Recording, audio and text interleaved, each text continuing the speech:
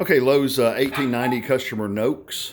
This is a kitchen that has a very narrow rear wall. This is a 96, 95 and a quarter inch rear wall. The left-hand side of the room has the sink, the dishwasher. Of course, you can see the range is in the back portion of the room. Then it has a return wall on the right-hand side. Now, I'm going to walk around here to the living room area. If you see, this is the common wall that goes into the kitchen area, and this is the wall of interest where they're talking about tearing it out. Now, what we talked about today was they were going to be leaving a header of some height up here.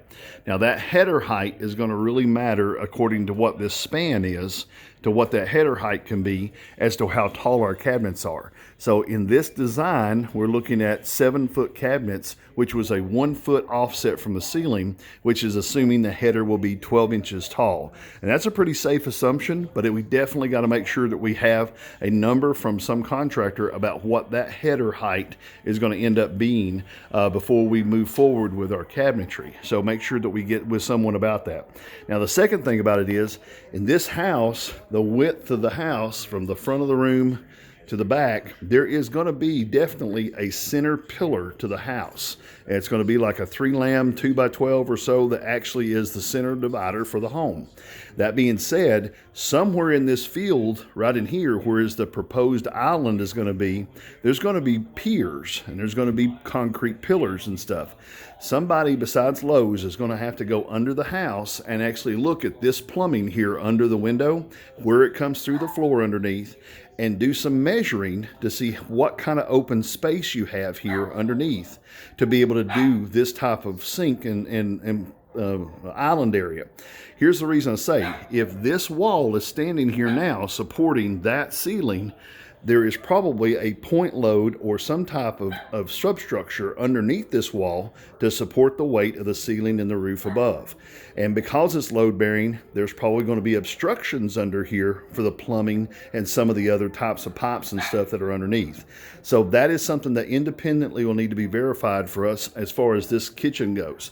Now, the other thing that we talked about tonight is right here next to the rear sliding door, there is a 4-quad of switches on the wall.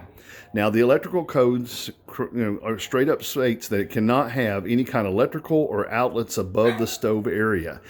They also state that as you come and go from the door, the switches should be just inside to be able to turn the lights and everything on. These are not something that we make up. These are actually the National Electrical Code requirements.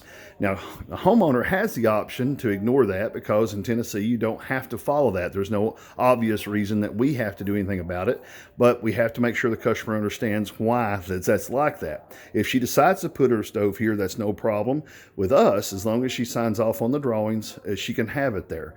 But it does create a problem with the egress right here as far as like hot pans and handles and things like that. It also does get away of the electrical code for the moisture and steam and heat and everything else that's coming off the back of the stove hitting these switches that are behind there. They're going to be hit every day with their hand as you come in and go behind that.